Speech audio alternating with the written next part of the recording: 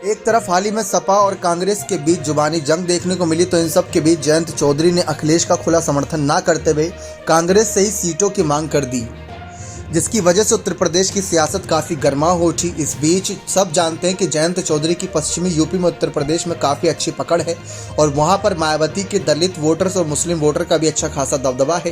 तो इसी वजह से जब जब देखा जाता है कि जयंत चौधरी को गठबंधन के नाम पर सबसे ज़्यादा आवश्यकता किसकी है, यानी अखिलेश यादव भले ही विधानसभा चुनाव में कुछ बड़ा खेल किए हों, 100 से ज़्यादा सीटें मिली, लेकिन सत्ता में नहीं आ पाए तो नुकसान की बात उन्हीं के लिए थी।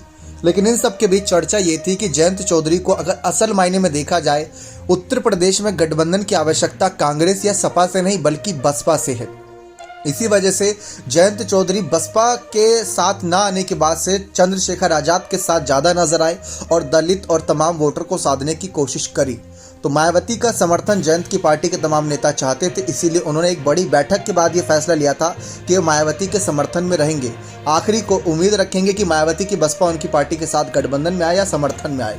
जिस तरीके से सपा और कांग्रेस की तकरार हुई सीट बंटवारे को लेकर, इसमें जयंत चौधरी तो दूर दूर तक नजर नहीं आते, क्योंकि जयंत चौधरी अगर इंडिया अलायंस से उतरते भी हैं तो 5, 6 या 12 जो सीटों का आकलन चल रहा है उससे शायद कम ही सीट मिले। पिछली बार तो 3 ही सीट संतुष्टि करनी पड़ी थी और वो भी 3 सीट गंवा दी थी रालोद ने। तो बहुत सोच समझकर इंडिया अलायंस उनको सीट देगा और इंडिया अलायंस ये सीट मांगेंगे।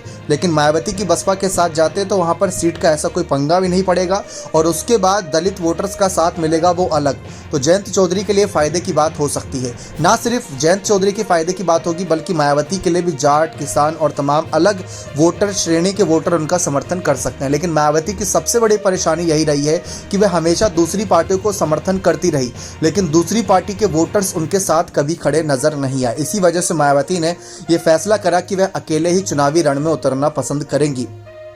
तो एक तरफ जयंत का मायावती को समर्थन करने का भी ज़्यादा फायदा नजर नहीं आया, लेकिन चंद्रशेखर आजाद का साथ मिला हुआ है। खतौली सीट अभी हाल ही में बचाई थी, ठीक वैसे ही लोकसभा चुनाव की किन किन सीटों पर उनकी नजरें रहेंगी ये देखना दिलचस्प रहेगा। बने रहे चैनल के साथ। बहुत बहुत धन्यवाद।